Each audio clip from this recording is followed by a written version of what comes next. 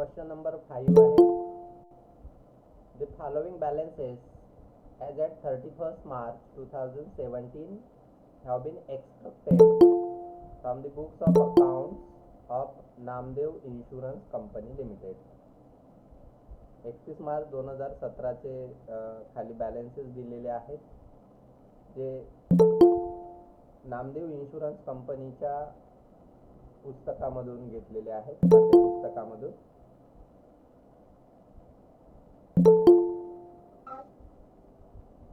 यामध्ये fire fund 1/4/2016 23,35,000 रुपये,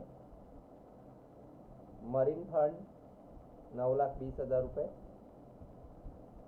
1/4/2016 आणि मिससेलिनियस फंड 1/4/2016 3,40,000 रुपये. म्हणजे या ठिकाणी 3 रेव्हेन्यू अकाउंट आपल्याला तयार करावे लागणार आहेत. Fire revenue account, marine revenue account आणि मिससेलिनियस रेव्हेन्यू अकाउंट, अशा प्रकारचे 3 रेव्हेन्यू अकाउंट तयार करावे लागणार आहेत. फायर फंड हे 1/4/2016 म्हणजे सुरुवातीचं ओपनिंग बॅलन्स दिलेला आहे. फायर फंड म्हणजे रिझर्व्ह फॉर अनएक्सपायर्ड रिस्क, कोणत्या खात्याचं? फायर अकाउंटचं. मरीन फंड म्हणजे reserve for unexpired risk marine revenue अकाउंटचं 1/4/2016चं म्हणजे ओपनिंग बॅलन्स आहे.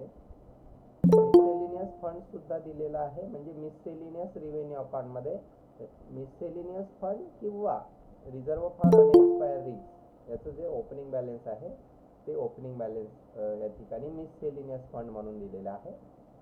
आणि ॲडिशनल रिझर्व्ह फक्त फायरचं दिलेलं आहे 1/4/2016, म्हणून फक्त फायर रेव्हेन्यू अकाउंटमध्ये त्याची नोंद करायची आहे, ॲडिशनल रिझर्व्हची ओपनिंग बॅलन्स म्हणून.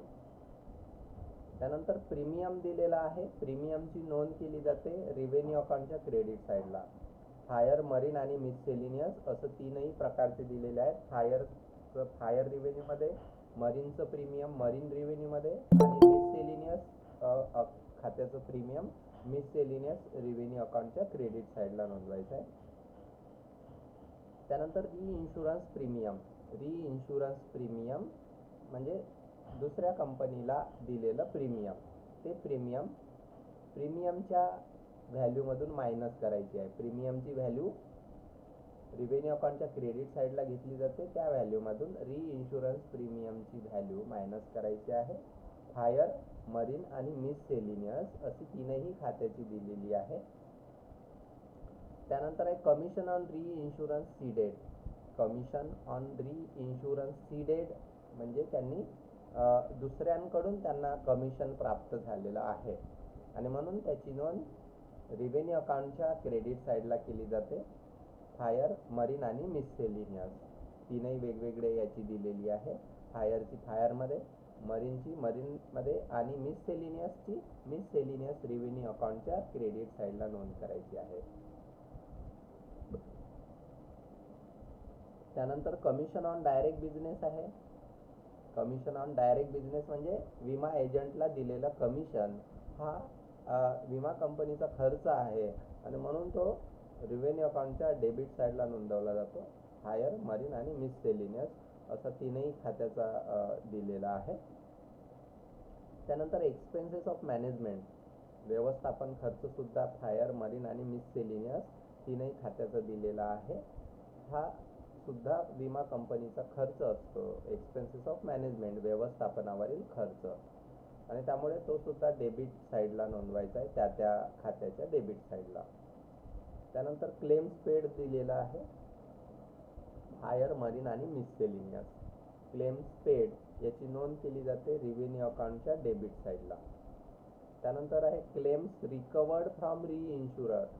क्लेम्स रिकवर्ड फ्रॉम रीइन्शुरर म्हणजे पुनर्विमा ज्या ठिकाणी काढलेला होता त्या कंपनीकडून क्लेम्स रिकवर्ड झालं, म्हणजे क्लेमची अमाऊंट जी काही असेल ती अमाऊंट मिळाली, म्हणून ही अमाऊंट क्लेम्स पेडमधून मायनस केली जाते. त्यामुळे क्लेम्स पेडमधून क्लेम्स रिकवर्डची जी अमाऊंट आहे फ्रॉम रीइन्शुरर ही अमाऊंट मायनस करायची क्लेम्स पेडच्या अमाऊंटमध्ये. तर फायर, मरीन आणि मिससेलिनियस असं 3हीचं दिलेलं आहे. 3ही खात्याचं सेपरेट करायचं आहे आपल्याला. त्यानंतर आहे claims intimated but not paid as on 31/3/2016. 2016चं हे बॅलेन्सेस आहे. 2016चं 31/3 म्हणजे 31/3/2016 म्हणजे 2016चं हे क्लोजिंग बॅलन्स आहे. हेच 2017चं म्हणजे जे वर्ष सुरू होईल 1 मार्च 2016 ते 31 मार्च 2017 या वर्षाचं हे ओपनिंग बॅलन्स आहे. आणि म्हणून हे ओपनिंग बॅलन्स असल्यामुळे claim intimated but not paid म्हणजेच काय, आउटस्टँडिंग क्लेम आहे. आउटस्टँडिंग क्लेमची अमाऊंट आहे, परंतु ओपनिंगची आहे. ओपनिंगची असल्यामुळे ती मायनस करावी लागेल. फायरची फायरमधून, मरीनची मरीनमधून आणि मिससेलिनियसची मिससेलिनियसमधून मायनस करायची आहे. त्यानंतर आहे commission on reinsurance accepted. Commission on reinsurance accepted केल्यामुळे त्यांना कमिशन द्यावं लागलं आणि म्हणून हा विमा कंपनीच्या दृष्टीने खर्च होतो आणि म्हणून तो रिव्हेन्यू अकाउंटच्या डेबिट साईडला नोंदवायचा आहे. फायरचं फायरमध्ये, मरीनचं मरीनमध्ये आणि मिससेलिनियसचं मिससेलिनियसमध्ये. Commission on reinsurance accepted. त्यानंतर शेअर ट्रान्सफर फी यासमोर काहीही दिलेलं नाही आहे. याचा अर्थ या पदाची नोंद करायची आहे प्रॉफिट अँड लॉस अकाउंटमध्ये. Share transfer fee profit and loss अकाउंटच्या क्रेडिट साईडला. डायरेक्टर फीज याची नोंद करायची आहे खर्च असल्यामुळे प्रॉफिट अँड लॉस अकाउंटच्या डेबिट साईडला. प्रॉफिट अँड लॉस अकाउंटचं क्रेडिट बॅलन्स दिलेला आहे 2,32,000 रुपये. हा प्रिव्हियस इयरचा क्रेडिट बॅलन्स आहे आणि म्हणून त्याची नोंद आपल्याला करावी लागेल प्रॉफिट अँड लॉस अकाउंटच्या क्रेडिट साईडला. त्यानंतर इन्कम फ्रॉम इन्व्हेस्टमेंट याची सुद्धा नोंद प्रॉफिट अँड लॉस अकाउंटच्या क्रेडिट साईडला करायची आहे, कारण ते कंपनीचं उत्पन्न आहे, गुंतवणुकीपासून मिळालेलं उत्पन्न. त्यानंतर आहे income tax on income from investment. Income tax on म्हणजे इन्कम टॅक्स बसला कशावर, इन्कम फ्रॉम इन्व्हेस्टमेंटवर. जी गुंतवणूक केली होती कंपनीनं त्याच्यावर इन्कम टॅक्स बसलाय म्हणजे इन्कम टॅक्स लागला. तर हा इन्कम टॅक्स त्यामधून मायनस करायचा आहे इन्कम फ्रॉम इन्व्हेस्टमेंटमधून. म्हणजे 4,37,000 रुपयामधून 1,14,700 रुपये मायनस करायचे आहेत. तर प्रॉफिट अँड लॉस अकाउंटच्या क्रेडिट साईडला हे पद घ्यायचं आणि त्यामधून ही व्हॅल्यू मायनस करून उरलेली व्हॅल्यू दाखवायची आहे. त्यानंतर अदर इन्फॉर्मेशन दिलेली आहे, इतर काही माहिती पुन्हा दिलेली आहे. यामध्ये number 1, it is propose that out of the profit ₹5 lakh be transferred to general reserve and that a dividend. It is propose that, अगोदर एक एक वाक्य पाहू आपण. It is propose that out of the profit म्हणजे कंपनीला जो काही नफा होईल त्या नफ्यापैकी 5 लाख रुपये जनरल रिझर्व्हला ट्रान्सफर केले. म्हणजे नफ्यातून जे काही पैसे ट्रान्सफर केले जातात त्याची नोंद केली जाते प्रॉफिट अँड लॉस ॲप्रोप्रिएशन अकाउंटमध्ये. आणि म्हणून या पदाची नोंद प्रॉफिट अँड लॉस ॲप्रोप्रिएशन अकाउंटमध्ये नफा तोटा नियोजन खात्यामध्ये केली जाईल. कोणत्या साईडला, डेबिट साईडला. त्यानंतर म्हटलेलं आहे that a dividend at the rate of 12% on share capital ₹40 lakh be provided. Share कॅपिटलची व्हॅल्यू आहे 40 लाख रुपये. 40 लाखावर 12% कॅल्क्युलेशन करायचं आहे. 40 लाखावर 12% आणि याची नोंद करायची आहे प्रॉफिट अँड लॉस ॲप्रोप्रिएशन अकाउंटच्या डेबिट साईडला. त्यानंतर दुसरी ॲडजस्टमेंट दिलेली आहे. Balance of additional reserve in fire insurance is to be carry forward. Balance of additional reserve फक्त फायर खात्याचं, फायर अकाउंटचं दिलेलं होतं. आणि जे ओपनिंग बॅलन्स आहे, बॅलन्स ऑफ ॲडिशनल रिझर्व म्हणजेच काय, opening balance of additional reserve in fire insurance is to be carry forward. ते कॅरी फॉरवर्ड करायचं आहे. म्हणजे जेवढं ओपनिंग होतं तेवढं क्लोजिंग राहील. तर ओपनिंग हा प्रॉब्लेममध्येच दिलेला आहे, जे बॅलन्सेस दिलेला आहे. चौथं पद आहे ॲडिशनल रिझर्वचं, ब्रॅकेटमध्ये फायर दिलेलं आहे. याचा अर्थ ते फायरचं आहे आणि त्याची तारीख दिलेली आहे 1/4/2016 म्हणजे ते ओपनिंगचं आहे. हेच बॅलन्स क्लोजिंगमध्ये कॅरी फॉरवर्ड करायचं आहे. म्हणजे क्लोजिंग बॅलन्स तेच असणार आहे, जी अमाऊंट आहे ती. त्यानंतर तिसरी ॲडजस्टमेंट आहे claims intimated but not paid on 31st March 2017, whereas under claims intimated but not paid याचा अर्थ काय, आउटस्टँडिंग क्लेमची ती अमाऊंट आहे, आउटस्टँडिंग क्लेमची अमाऊंट आहे. मग त्या ठिकाणी डेट लक्षात घ्यायची आहे आपल्याला, ती ओपनिंगची आहे की क्लोजिंगची आहे. या ठिकाणी डेट दिलेली आहे 31 मार्च 2017, याचा अर्थ ती क्लोजिंगची डेट आहे.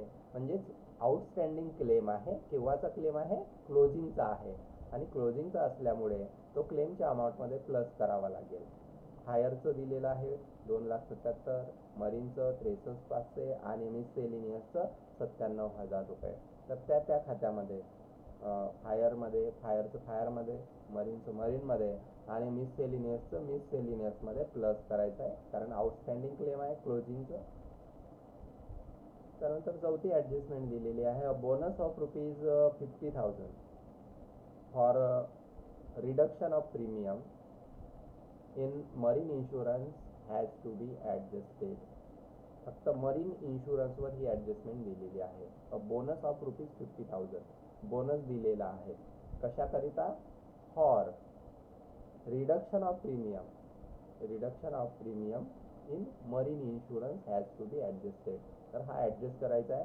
याची नोंद दोन्ही साईडला करायची आहे, एक तर मरीन रिव्हेन्यू अकाउंटच्या डेबिट साईडला पण करायची आहे आणि क्रेडिट साईडला करायची आहे. कारण bonus in reduction of premium म्हणजेच काय, जे विमा कंपनीचे ग्राहक आहेत त्यांना बोनस दिला जातो की ते ग्राहक दुसऱ्या कंपनीकडे जाऊ नयेत, म्हणून त्यांना बोनस दिला जातो. परंतु हा बोनस कॅश दिला जात नाही, त्यांची जी प्रीमियमची रक्कम आहे त्या प्रीमियमच्या रकमेमधूनच ही बोनसची रक्कम मायनस केली जाते. आणि म्हणून हा जो bonus in reduction of premium आहे हा एका दृष्टीने कंपनीचा खर्च असतो, तर दुसऱ्या दृष्टीने कंपनीचं उत्पन्न पण असते. तर अशा पद्धतीने हे प्रॉब्लेम सॉल्व करायचा आहे. तर या ठिकाणी तीनही रिव्हेन्यू अकाउंट सर्वप्रथम, आता तर आपल्याला MCQ असल्यामुळे प्रॉब्लेमचं एवढं मोठं सोडवण्याची आवश्यकता नाही आहे, परंतु जेव्हा जर प्रॉब्लेम सोडवायचं असेल तर तेव्हा तीनही खात्याची आखणी करून घ्यायची. हायर रिव्हेन्यू अकाउंट, त्यानंतर मरीन रिव्हेन्यू अकाउंट आणि miscellaneous revenue account, profit and loss account आणि profit and loss appropriation account, असे 5 खाते आपल्याला तयार करायचे आहेत. तर या 5ही खात्याची आखणी सर्वप्रथम करून घ्यायची आणि त्यानंतर एक एक पदाची जी नोंद आहे ती एक एक पदाचं इफेक्ट तो संबंधित खात्यामध्ये द्यायचा आहे. तर पहिलं जे पद आहे fire fund, marine fund, miscellaneous fund आणि ॲडिशनल रिझर्व फक्त फायरचा आहे. तर या चारही पदाची नोंद त्या संबंधित रिव्हेन्यू अकाउंटमध्ये करायची आहे. कोणत्या साईडला, क्रेडिट साईडला, ओपनिंग बॅलन्स म्हणून. रिझर्व फॉर अनएक्सपायर रिस्क फायरचं फायरमध्ये 23,65,000 रुपये आणि ॲडिशनल रिझर्व 6 लाख रुपये या ठिकाणी घ्यायचं आहे रिव्हेन्यू अकाउंटच्या क्रेडिट साईडला ओपनिंग बॅलन्स म्हणून. हा फायर फंड म्हणून पण लिहू शकतो आपण किंवा रिझर्व फॉर अनएक्सपायर रिस्क असं सुद्धा त्याला लिहिता येते. आणि ॲडिशनल रिझर्व फक्त फायरचं दिलेलं आहे. त्यानंतर मरीन रिव्हेन्यू अकाउंटमध्ये opening balance reserve for unexpired risk 9,20,000 रुपये, या ठिकाणी ॲडिशनल रिझर्व दिलेलं नाही आहे. त्यानंतर मिससेलिनियस रिव्हेन्यू अकाउंटमध्ये सुद्धा ओपनिंग बॅलन्स घ्यायचा आहे, रिझर्व फॉर अनएक्सपायर रिस्क 3,40,000 रुपये. मिससेलिनियस रिव्हेन्यू अकाउंटचं सुद्धा ॲडिशनल रिझर्व दिलेलं नाही आहे, त्यामुळे दिलेलंच नाही तर लिहायची काही आवश्यकता नाही आहे. पहिले 4 पद झाले. त्यानंतर प्रीमियम दिलेलं आहे फायरचं, मरीनचं आणि मिससेलिनियस तीनही खात्याचं प्रीमियम दिलेलं आहे आणि त्याच्यावर री-इन्शुरन्स प्रीमियम, त्याच्या खाली दुसरं पद दिलेलं आहे री-इन्शुरन्स प्रीमियम. हा प्रीमियमच्या व्हॅल्यूमधून मायनस करावा लागते. तर त्याची नोंद रिव्हेन्यू अकाउंटच्या क्रेडिट साईडला होते. या ठिकाणी प्रीमियम रिसिव्ड हायरचं घेतलेलं आहे 62,83,750 रुपये. त्यामधून री-इन्शुरन्स प्रीमियम पेड मायनस करायचं आहे 2,43,000 रुपये आणि उरलेली जी रक्कम आहे 60,40,750 रुपये ती अमाऊंटच्या कॉलममध्ये घ्यायची आहे. तसंच मरीनचं पण करायचं आहे. मरीनचं प्रीमियम रिसिव्ड घ्यायचं आहे 9,35,000 रुपये. त्यामधून इन्शुरन्स प्रीमियम पेड मायनस करायचं आहे 37,500 रुपये. परंतु मरीनवर शेवटची जी ॲडजस्टमेंट दिलेली आहे bonus in reduction of premium, ती ॲडजस्टमेंट प्रीमियमच्या रकमेमध्ये प्लस करावी लागते. ती ॲडजस्टमेंट आहे 50,000 रुपयाची. ती ॲडजस्टमेंटसुद्धा यामध्ये प्लस केलेली आहे 50,000 रुपये. आणि जी काही कॅल्क्युलेशन येईल 9,47,500 रुपये ते अमाऊंटच्या कॉलममध्ये घेतलेले आहेत. त्यानंतर मिससेलिनियसचं पण तसंच करायचं आहे. प्रीमियम रिसिव्ड आहे 10,54,000 रुपये. रिइन्शुरन्स प्रीमियम पेड 74,000 रुपये मायनस करायचं आहे. याच्यावर बोनसची काही ॲडजस्टमेंट दिलेली नाही आहे. फक्त बोनसची ॲडजस्टमेंट मरीन रिव्हेन्यू अकाउंटमध्ये वरच दिलेली आहे, म्हणून त्याच ठिकाणी ती ॲडजस्टमेंट प्लस केलेली आहे. या ठिकाणी फक्त प्रीमियम रिसिव्ड दिलेलं आहे आणि इन्शुरन्स प्रीमियम पेड दिलेला आहे 74,000 रुपये. आणि त्यामुळे प्रीमियम रिसिव्ड या व्हॅल्यूमधून इन्शुरन्स प्रीमियमची व्हॅल्यू मायनस करायची 74,000 रुपये आणि उरलेली व्हॅल्यू अमाऊंटच्या कॉलममध्ये घ्यायची आहे 9,80,000 रुपये.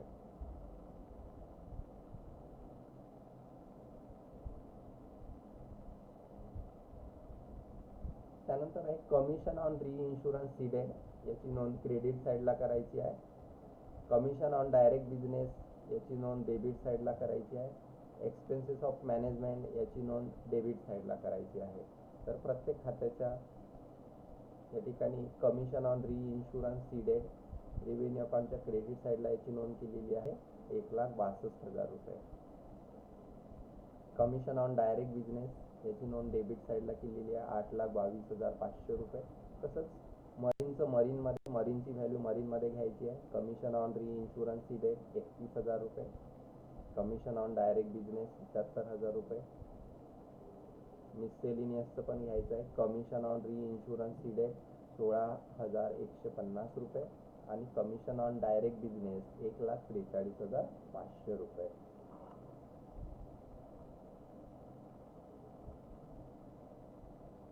त्यानंतर एक्सपेन्सेस ऑफ मॅनेजमेंट हे सुद्धा डेबिट साईडला घ्यायचं आहे. त्या संबंधित खात्याच्या हायरमध्ये एक्सपेन्सेस ऑफ मॅनेजमेंट 16,23,000 रुपये. मरीनमध्ये एक्सपेन्सेस ऑफ मॅनेजमेंट 1,73,500 रुपये आणि मिससेलिनियसमध्ये एक्सपेन्सेस ऑफ मॅनेजमेंट 3,37,500 रुपये. त्यानंतर क्लेम्स पेड दिलेला आहे. तर क्लेम्स पेडची व्हॅल्यू लिहिण्यापूर्वी त्याच्यावर ज्या काही ॲडजस्टमेंट दिलेल्या आहेत त्या ॲडजस्टमेंट अगोदर पाहायच्या आहेत. क्लेम्स पेड, त्यानंतर त्याच्या खालीच ॲडजस्टमेंट दिलेली आहे क्लेम्स रिकवर्ड फ्रॉम इन्शुरर आणि त्याच्याच खाली दिलेलं आहे claims intimated but not paid, म्हणजेच आउटस्टँडिंग क्लेम्स आहे, ओपनिंगचा आहे म्हणून हा मायनस करायचा आहे. म्हणजे दोन्ही ॲडजस्टमेंट ज्या खाली दिलेल्या आहेत त्या मायनस करायच्या आहेत. आणि तिसरी ॲडजस्टमेंट दिलेली आहे अदर इन्फॉर्मेशनमध्ये तिसरी ॲडजस्टमेंट दिलेली आहे. हा आहे claims intimated but not paid, म्हणजेच आउटस्टँडिंग क्लेम आहे, केव्हाचा क्लोजिंगचा आहे आणि म्हणून हे जी क्लोजिंगची व्हॅल्यू आहे क्लेम्स पेडची ती क्लेम्स पेडच्या अमाऊंटमध्ये मायनस करायची आहे. त्यामुळे हायरचं अगोदर पाहू आपण. क्लेम्स पेडची अमाऊंट दिलेली आहे 17,35,000 रुपये. त्यामधून आउटस्टँडिंग क्लेम ओपनिंगचा मायनस करायचा आहे 1,93,000 रुपये. त्यानंतर क्लेम्स रिकवर्ड फ्रॉम इन्शुरन्स हे सुद्धा मायनस करायचं आहे 61,500 रुपये. आणि जी काही व्हॅल्यू येईल त्या व्हॅल्यूमध्ये आउटस्टँडिंग क्लेम क्लोजिंगचा जो आउटस्टँडिंग क्लेम आहे 31/3/2017चा तो प्लस करायचा आहे. त्याची व्हॅल्यू आहे 2,77,000 रुपये. तर अशा प्रकारे हे कॅल्क्युलेशन करून उरलेली जी व्हॅल्यू आहे 17,57,500 रुपये ती आउटर कॉलममध्ये अमाऊंटच्या कॉलममध्ये घ्यायची आहे. त्यानंतर मरीनचं पण तसंच करायचं. मरीनचं क्लेम्स पेड दिलेला आहे 2,70,000 रुपये. आउटस्टँडिंग क्लेम आहे ओपनिंगचा 80,000 रुपये. क्लेम्स रिकवर्ड आहे इन्शुररकडून 17,000 रुपये. हे दोन्ही व्हॅल्यू मायनस करायचे आहेत 80,000 आणि 17,000. जे काही याचं कॅल्क्युलेशन आहे ते येईल 1,73,000. आणि त्यानंतर claims intimated but not paid म्हणजेच आउटस्टँडिंग क्लेम, क्लोजिंगचा आउटस्टँडिंग क्लेम जो ॲडजस्टमेंटमध्ये दिलेला आहे 63,500 रुपये तो प्लस करायचा आहे. अशा प्रकारे 2,36,500 रुपये अमाऊंटच्या कॉलममध्ये घ्यायचे आहेत. मिससेलिनियसचं पण तसंच करायचं आहे. क्लेम्स पेडची व्हॅल्यू आहे मिससेलिनियस खात्याची, मिससेलिनियसची 5,03,000 रुपये. आउटस्टँडिंग क्लेम आहे ओपनिंगचा 72,500 रुपये आणि क्लेम्स रिकवर्ड आहे 31,500 रुपये. ह्या दोन्ही व्हॅल्यू मायनस करायच्या आहेत आणि आउटस्टँडिंग क्लेम, क्लोजिंगचा आउटस्टँडिंग जो क्लेम आहे ॲडजस्टमेंटमध्ये दिलेला आहे 97,000 रुपये तो प्लस करायचा आहे. अशा प्रकारे ही व्हॅल्यू येईल 4,96,000 रुपये. तर क्लेम्स पेडची व्हॅल्यू म्हणजे जी नेट क्लेमची व्हॅल्यू आहे ती व्यवस्थितरित्या काढायची. याकरिता जेवढ्या काही ॲडजस्टमेंट आहेत त्या सर्व आवाज नाही येत आहे.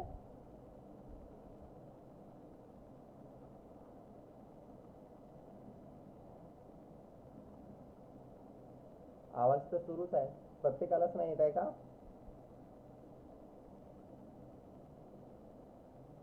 तर क्लेम्स आता येतोय सर. हां, नेट क्लेमची जी व्हॅल्यू आहे ती अशा प्रकारे काढायची आहे. क्लेम्स पेडची व्हॅल्यू दिलेली आहे, त्यामधून आउटस्टँडिंग क्लेम आहे ओपनिंगचा तो मायनस करायचा आहे. क्लेम्स रिकवर्डची व्हॅल्यू मायनस करायची आहे. मात्र जो आउटस्टँडिंग क्लेम आहे क्लोजिंगचा जो ॲडजस्टमेंट नंबर 3 मध्ये दिलेला आहे ती व्हॅल्यू मात्र प्लस करायची आहे. त्यानंतर दिलेला आहे commission on reinsurance accepted, याची नोंद करायची आहे रिव्हेन्यू अकाउंटच्या डेबिट साईडला. फायरमध्ये, मरीनची मरीनमध्ये आणि मिससेलिनियसची मिससेलिनियसमध्ये. Commission on reinsurance accepted फायरचा आहे 2,43,000, मरीनची व्हॅल्यू आहे 43,500 रुपये आणि मिससेलिनियसची व्हॅल्यू आहे commission on reinsurance accepted 47,250 रुपये. जसं आहे जेवढी व्हॅल्यू आहे तेवढीच व्हॅल्यू लिहायची आहे, काही त्यामध्ये कॅल्क्युलेशन किंवा बदल करायचे नाही आहेत. त्यानंतर share transfer fee, director fees, profit and loss account, income from investment आणि इन्कम टॅक्स हे सर्व प्रॉफिट अँड लॉस अकाउंटमध्ये घ्यायचे आहेत. कारण त्याच्यासमोर कोणत्याही खात्याचं नाव दिलेलं नाही आहे, फायर, मरीन किंवा मिससेलिनियस. याचा अर्थ ते कोणत्याही खात्याशी, फायर, मरीन आणि किंवा मिससेलिनियस या कोणत्याही खात्याशी या खर्चाचा संबंध नाही. तर म्हणून अशा प्रकारचे खर्च, ज्या खर्चाचा संबंध कोणत्याही खात्याशी नसेल अशा प्रकारचे खर्च आणि उत्पन्न प्रॉफिट अँड लॉस अकाउंटमध्ये घ्यायचे आहेत. त्यामुळे चौथं जे खातं तयार केलेलं आहे ते म्हणजे profit and loss account for the year ended 31 March 2017. यामध्ये डायरेक्टर फीज घेतलेला आहे डेबिट साईडला 80,000 रुपये, कारण खर्च आहे. त्यानंतर loss transfer from marine revenue account, marine revenue account close केल्यानंतर त्याचा जो काही लॉस आला 1,77,100 रुपये तो या ठिकाणी घेतलेला आहे. आणि हा आहे प्रॉफिट कॅरी फॉरवर्ड, म्हणजे हा बॅलेन्स अमाऊंट आहे. बॅलेन्स अमाऊंट जी आहे 15,10,275 रुपये ती amount profit and loss appropriation अकाउंटला ट्रान्सफर करायची आहे. त्यानंतर आहे इन्कम फ्रॉम इन्व्हेस्टमेंट दिलेला आहे 4,37,000 रुपये, त्यामधून इन्कम टॅक्स मायनस करायचा आहे. त्याच्या खालीच दिलेला आहे इन्कम फ्रॉम इन्व्हेस्टमेंट, या पदाखालीच इन्कम टॅक्स दिलेला आहे. तर तो मायनस करून त्याची व्हॅल्यू घ्यायची आहे 3,22,300 रुपये. त्यानंतर शेअर ट्रान्सफर फी आहे 3,200 रुपये आणि profit transfer from revenue account, fire revenue अकाउंटचं प्रॉफिट आहे, म्हणजे फायर रिव्हेन्यू अकाउंट क्लोज करून त्याचा जो काही बॅलन्स आला तो बॅलन्स या ठिकाणी ट्रान्सफर करायचा आहे. आणि मरीन रिव्हेन्यू अकाउंट क्लोज करून त्याचा जो काही बॅलन्स आला तो या ठिकाणी ट्रान्सफर करायचा आहे. तर पहा, सर्वप्रथम हायर रिव्हेन्यू अकाउंट क्लोज करायचं. हायर रिव्हेन्यू अकाउंटची टोटल करायची, कोणत्याही साईडची केली तरी चालेल. हायर रिव्हेन्यू अकाउंटची टोटल सर्वप्रथम क्रेडिट साईडची करू. 23,35,000 रुपये प्लस 6 लाख प्लस 60,40,750 प्लस 1,62,000 रुपये. या 4 पदाची टोटल येते 91,37,750 रुपये. यामधून डेबिट साईडची जी काही टोटल आहे ती मायनस करायची आहे. तर तत्पूर्वी जो क्लोजिंग बॅलन्स आहे तो क्लोजिंग बॅलन्स याप्रमाणे घ्यायचा आहे. Reserve for unexpired risk closing balance profit काढण्यापूर्वी क्लोजिंग बॅलन्स लिहावा लागतो. तो क्लोजिंग बॅलन्स घ्यायचा आहे नेट प्रीमियमच्या 50%. कारण कोणतं रिव्हेन्यू अकाउंट आहे? हायर रिव्हेन्यू, हायर बिझनेस असल्यामुळे या ठिकाणी नेट प्रीमियमच्या 50%. नेट प्रीमियम किती आहे? या ठिकाणी दिलेलंच आहे 60,40,750 रुपयाच्या 50% म्हणजे किती होते? 30,20,375 रुपये. आणि जो ॲडिशनल रिझर्व आहे याच्यावर ॲडजस्टमेंट दिलेली आहे की तो जेवढा होता तेवढाच घ्यायचा आहे. जेवढा ओपनिंगला होता तेवढाच तो क्लोजिंगला घ्यायचा आहे, असं त्या ॲडजस्टमेंटचा अर्थ आहे. ॲडजस्टमेंट नंबर दुसरी दिलेली आहे. Balance of additional reserve in fire insurance. फक्त फायरचं नाव दिलेलं आहे, म्हणजे फायरच्या बाबतीतच ही ॲडजस्टमेंट आहे. Is to be carry forward. Carry forward म्हणजे जेवढा ओपनिंगला होता तेवढाच क्लोजिंगला ठेवा, असं त्याचा अर्थ आहे. म्हणून या ठिकाणी 6 लाख रुपये ठेवलेले आहेत. एवढं कॅल्क्युलेशन झाल्यानंतर डेबिट साईडची टोटल सुद्धा मायनस करायची आहे. 17,57,500 plus 8,22,500 plus 2,43,000 plus 16,23,000 plus 30,20,375 plus 6 lakh रुपये. अशा प्रकारे ही जी टोटल आहे ती मायनस करायची आहे 91,37,750 रुपयामधून. मायनस केल्यानंतर जो बॅलन्स येईल हा आहे 10,71,375 रुपये. हा आहे प्रॉफिट. हा कुठे ट्रान्सफर करायचा आहे? प्रॉफिट अँड लॉस अकाउंटमध्ये. हा या ठिकाणी प्रॉफिट अँड लॉस अकाउंट आपण जो तयार केला त्या ठिकाणी ट्रान्सफर सुद्धा केलेला आहे. प्रॉफिट ट्रान्सफर फ्रॉम कोणत्या साईडला ट्रान्सफर करायचा? प्रॉफिट असेल तर क्रेडिट साईडला ट्रान्सफर करायचा आहे. हा प्रॉफिट आहे कोणत्या अकाउंटचा? हायर रिव्हेन्यू अकाउंटचा, म्हणून तो ट्रान्सफर केलेला आहे 10,71,375 रुपये. Profit transfer from revenue account, fire revenue अकाउंटचा आहे 10,71,375 रुपये. या ठिकाणी ट्रान्सफर केला आहे. त्यानंतर दुसरं खातं क्लोज करायचं marine revenue account. Marine revenue अकाउंटची क्रेडिट साईड क्लोज केली. त्याची टोटल आली 18,98,500 रुपये. 3च पदं दिलेले आहेत 9,20,000 प्लस 9,47,500 प्लस 31,000.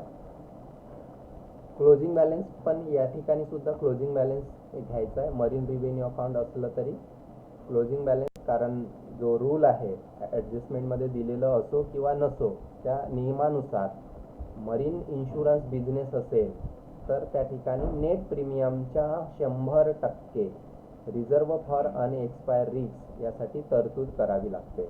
आणि म्हणून क्लोजिंग बॅलन्स आहे हा reserve for unexpired risk at the rate of 100%. कशाच्या? नेट प्रीमियमच्या. मग नेट प्रीमियम किती आहे? 9,47,500 रुपये. आणि हा नेट प्रीमियम करंट इयरचाच घ्यायचा आहे. 9,47,500 रुपये नेट प्रीमियम आहे. नेट प्रीमियमच्या 100% म्हणजे तेवढंच होते 9,47,500 रुपये. एवढ्या नोंदी झाल्यानंतर डेबिट साईडची टोटल करून ती मायनस करायची आहे.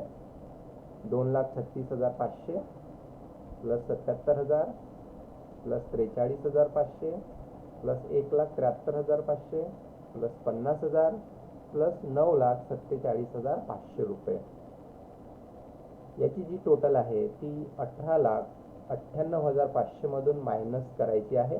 मायनस केल्यानंतरचा जो बॅलन्स आहे तो बॅलन्स येईल 3,70,500 रुपये.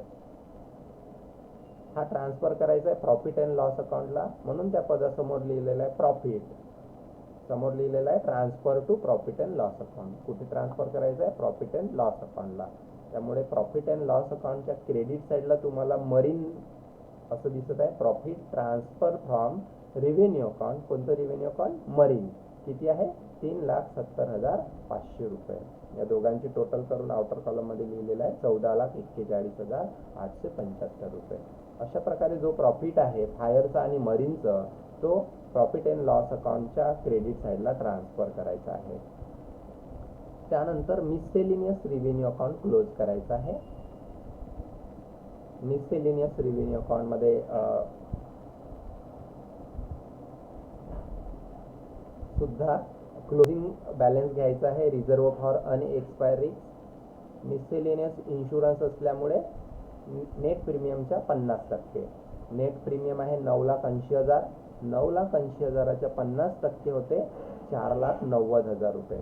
4,90,000 रुपये हा घ्यायचा आहे क्लोजिंग बॅलन्स. त्याला नाव द्यायचं आहे रिझर्व फॉर अनएक्सपायर रिस्क. किती? 50%. कशाच्या? नेट प्रीमियमच्या.